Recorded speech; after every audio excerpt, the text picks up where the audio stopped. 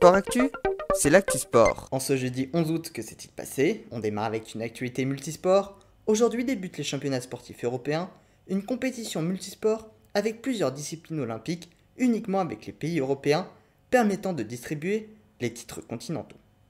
La compétition a lieu à Munich, sauf les championnats d'Europe de natation qui ont lieu à Rome.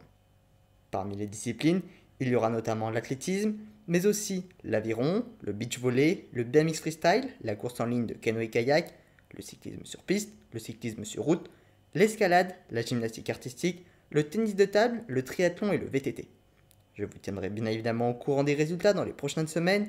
Fin de la compétition le 21 août. En natation artistique justement, les Français ont décroché la médaille de bronze sur l'épreuve technique à Rome. C'est la première médaille sur un rendez-vous international depuis 2007. En football, hier soir se tenait la finale de la Super Coupe d'Europe entre le Real Madrid et l'Eintracht Francfort, match qui oppose le vainqueur de la Ligue des Champions au vainqueur de la Ligue Europa. Le Real Madrid s'est imposé 2-0 avec notamment un but de Karim Benzema, son premier de la saison, mais surtout son 324e sous le maillot du Real Madrid, ce qui lui permet de dépasser Raoul et d'être désormais le deuxième meilleur buteur du club derrière Cristiano Ronaldo et ses 450 buts.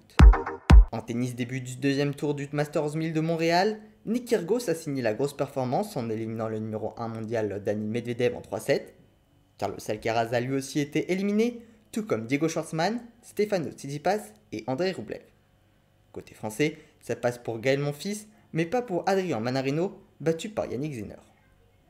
Félix Auger-Aliassime, Cameron Norrie, Taylor Fritz, Casper Ruud et Roberto Bautista Agut se sont eux aussi qualifiés. Chez les dames, Ons Jabeur, Paula Badosa-Gibert, Anna Kontaveit, Serena Williams et Leila Fernandez se sont fait éliminer, tout comme Alizé Cornet, battue par Bianca Andreescu. Belinda Bencic, Iga Swiatek, Maria Sakkari et Jessica Pegula se sont quant à elles qualifiées. Enfin en cyclisme, troisième et dernière étape du Tour de l'Ain, victoire de Antonio Pedrero de la Movistar. Il aurait même pu remporter le général, mais Guillaume Martin a sauvé sa place pour 15 secondes.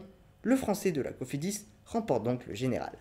Voilà pour les actualités du jour, à demain dans Sport Actif.